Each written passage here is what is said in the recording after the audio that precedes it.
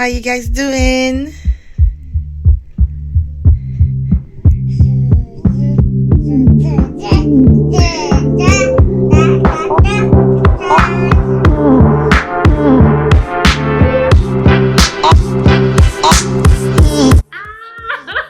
Now I'm blushing. I have somebody here in the flesh, you guys. Anyways, first of all, my name is Titilola. I live in Toronto, Canada, where I make videos sharing my lifestyle and experiences as a Nigerian living in Canada.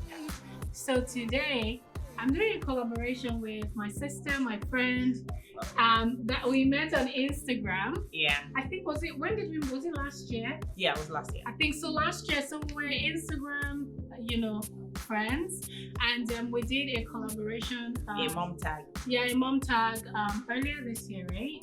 Yeah, about some months ago. Yeah, some months ago. Yes. Maybe 5 months ago ish, and we did a stream. That's true. That's true. It was a stream. And we're changing the date. Yes, Oh my God. we kept on pushing things, backwards until finally we did it. Mm-hmm. And now she's here from Edmonton. Hi guys. In the flesh. And I'm so excited to have you here. Thank you so much for honoring me, coming to see me. Today has been a hula baloo of days. Thank God. Yes. Thank you so much. Do you want to introduce yourself? So my name is ADEWUSI. I'm a YouTuber, content creator, lawyer, radio host. That's all I'll stop at. I'm based in Edmonton, Canada, and I talk about faith and motherhood. That's a little bit about me. That's a lot. That's a lot. Are you done? What else? Subscribe to my channel. Okay, yeah. Don't let me freeze your phone. Subscribe to our channel. Okay, well, I just wanted to not waste this opportunity now that you're here because you live far away, and I just wanted us to do something together physically. Sure. So this is going to be a really quick video. So I'm sure that one of the things that people want to know is about your life in Canada, because you don't really talk about that on your channel. That's true. That's true. I would like to know a little bit more about your life in Canada. Like, when did you come to Canada? Mm-hmm. When did you get your first job? What was it? Ooh, okay, that's digging deep. Okay. We got to Canada 2011. My mom was already in Canada. Only share what you're comfortable with. Oh, sure. Okay. So my mom got here first. She was already working. Then when was that? 08, 09, I think so 08. How about you? When did you 2011. So we landed 1st December. It was a very different experience because it was winter, so it was very cold. And we stayed in my uncle's house for the first few days before we moved. My mom used to live in Ponoka, so it was like a very long drive. We always go visit from time to time. In Edmonton? No, in Ponoka. So from Edmonton, Ponoka is like when you're driving towards Calgary. So Red Deer, Leduc, Ponoka, people that Alberta people, we know ourselves.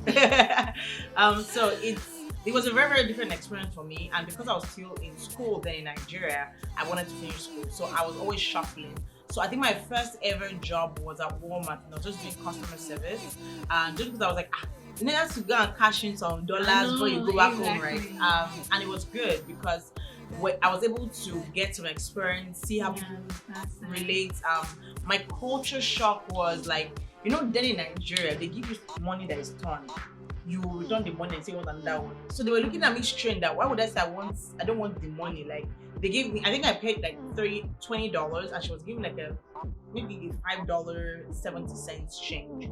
But the $5 had like a cut. And I'm like, oh, sorry, I have to return this to you. I can't collect it. The guy's looking at me like, what's wrong with this one? But for me, because it was a culture shock, I didn't understand that anybody can take any money here. It doesn't matter, right? Yeah, so for me, that was my first ever job, and that was my first culture shock. I think another culture shock I had was I saw people fight publicly, like in the mall, because someone called another person a racial slur, right? And it was really, really, like, it got to me a lot. I think the third one was I was going to the mall to buy gin. So I was like, oh, I want to get some trousers for myself. And she's like, what do you mean by trousers? And my brother's like, oh, she wants some pants. I'm like, no, I know where I buy pants. But I had no clue that was what so those are the three things that really stand out to me. My life in Canada has been I'm an introverted, extroverted person. So those that don't necessarily know me, those that don't necessarily know me feel like I'm very extroverted. I'm the life of the party, but I'm the kind of person that wants to stay indoor all day, every day. I don't want to go out. So I would say my life in Canada has been, I think it's YouTube and Instagram that's making me like really relate to other people, and Clubhouse. Right. That's making me like interact, meet new people and stuff like that. So I don't want to say I'm a boring Canadian. I don't think you are. I think that I have that small bubble that I like to stay in. I would say so too. Yeah, and I like it. So yeah.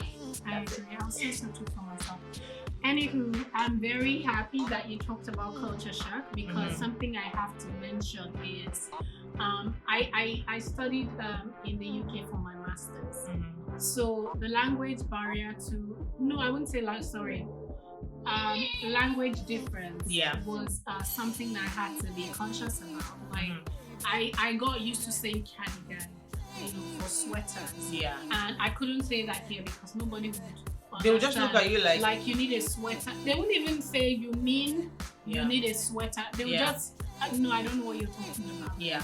Cash machine, ATM, trunk, boot, pop. Yeah. Garbage. Dustbin. It's just like two separate words. Even when you have friends or kids around here, you know that even what we are calling culture shock is another level for this new kids. I agree. We're gonna like, oh, you go and sit down there. They're like, what's she talking about? Like, oh no, go have your seat. And like, what's take a seat. So it's very different. It's very different here. Even in plain language, you have to. It's something that you have to learn how they speak here in Canada. Yeah. And Canadians are they're like the British people, stuck in their ways. Not a lot of Canadians are very flexible. So for us here, like imagine coming from Nigeria to the UK then to Canada. That's a lot of change for me, and a lot of the time I just observed. Right? And I'm glad I'm doing so much better now. I won't say I find myself in situations where I do not know what to say. I feel like I know what is expected of me, so it's easier for me to learn how to choose my language. And even when I'm writing an email or I'm on a phone call. Oh, that's another one. Yes. Like I'm used to just talking on the phone to tell someone something.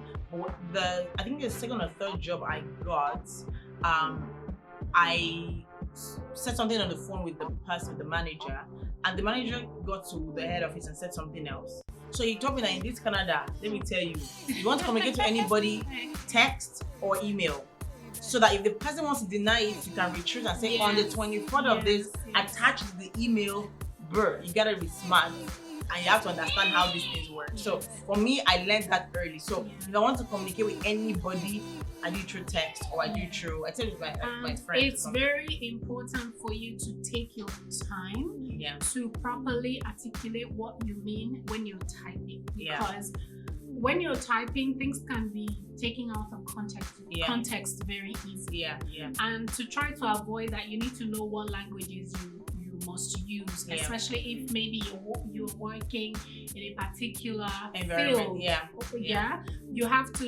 You have to be aware of what terms you're supposed to be using, so that people understand what you're talking about. You cannot just write an email like you're talking to someone, right? So it doesn't have to be formal, but you have to just choose your words. Okay. Good stuff. I didn't even ask about the culture shock, but you just went all the way. That was the first thing that happened to me. Okay, so next question I wanted to ask is, how is it like raising a family in Canada? How do you feel? How do you feel about being a mom and raising a little one in Canada? Your child just turned 1. Yes, she did. Congratulations. Thank you. I actually just did a video with someone. I did giving birth here and giving back in Nigeria. Right. So watch out for that video on my channel. one of the things that I've noticed is that the community I miss in Nigeria. Like, I don't think I'll go through any stress or whatnot if I was in Nigeria. But here, everything is very expensive. Childcare is very expensive. So I had to pay, like, even in retrospect now, I'm thinking, should I have taken 18 months or just done the 1 year maternity leave? So that's a good thing. You have 1 year to 18 months of maternity leave. So you're able, and the government also from your employment insurance gives you the stipend. But one thing I've noticed apart from like the community is everybody kind of raise their kids differently, and you have to respect that. So I used to be that person that when I was in Nigeria, because it was like a community kind of thing, anybody could correct anybody's child. But when I got here, I noticed that for a large part of people that I met here that were Africans, they didn't like when their kids do something wrong and you correct them. But I don't believe that I'm going to raise my kid like that just because of how I was raised. But I noticed that was one thing that I noticed outside church or in church or wherever it was. I think it's a cultural assimilation. Because you know where you are, you have sort of like, immerse yourself so much in the culture that you start to behave like them. Like me, I tell my son, you have many mummies and many daddies. You have uncles and aunties. And it takes a village, really, in the true sense of the word. It takes a village. And just so that it's not like you're exposing your child to so many people. The most important thing is that you're exposing your child or your children to people that you trust, people that you know you can also call family. Right? So it's not like I call a stranger. So it's not like I refer a stranger or someone I don't know to my son. Sorry. Mommy duties.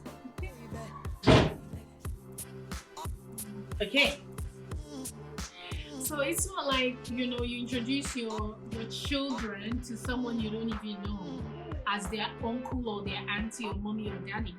But like, I feel like we should not be so self-absorbed when it comes to raising our children, because we will lose our way. We're cultural people. We love our community. We have to do things differently. And I made a video about raising your children in Canada, and I shared some insights from my own personal experience as a teacher, as someone who teaches JK to grade 8, so between 4 years old to 13 years old. I teach them.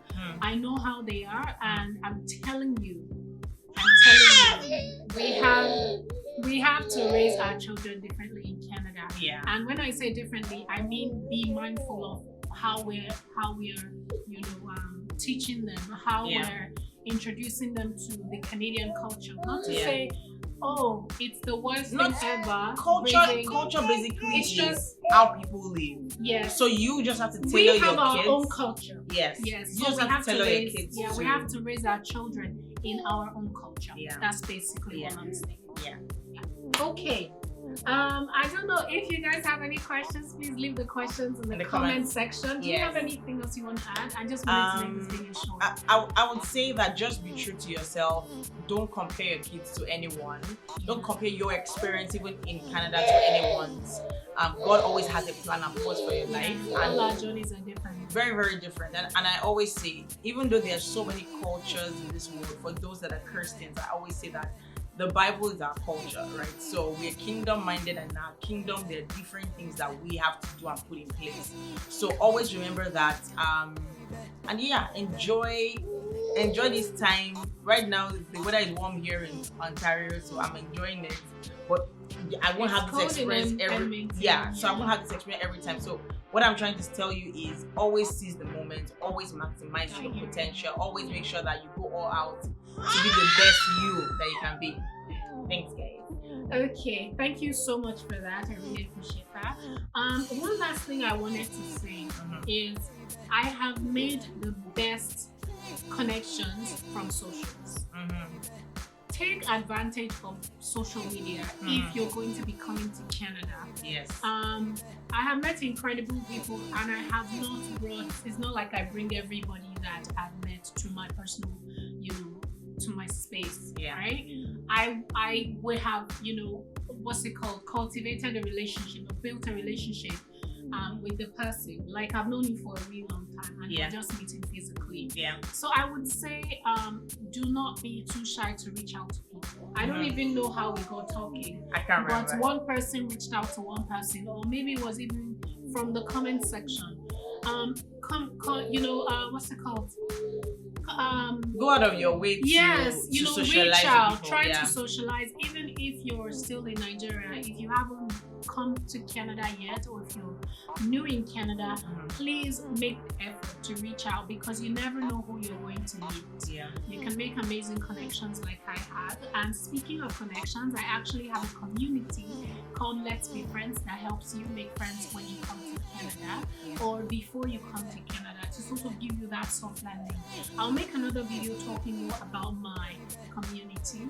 But yeah, just to let you know, I'm going to be leaving the link to the community in the description, so please make sure to check it out. Thank you for being a part of that community. Thank you. Actually, one of the highlights of my summer was having meetings all over Canada.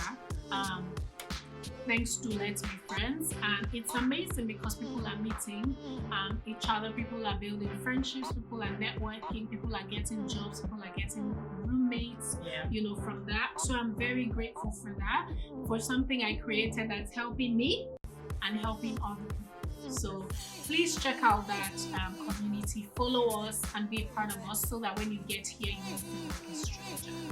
Okay, all right, then that'll be all for this video. Thank you so much, Anu, for being a part of this video. Thank you for inspiring me through your mom and faith content. I really like it. Keep doing the good work. Please make sure to subscribe to her channel and follow her on Instagram. I'll leave the link also in the description. Thank you guys so much for watching. Please do not leave this video, do not check out this video without subscribing to my channel. Share this video with your family and your friends. Give this video a thumbs up.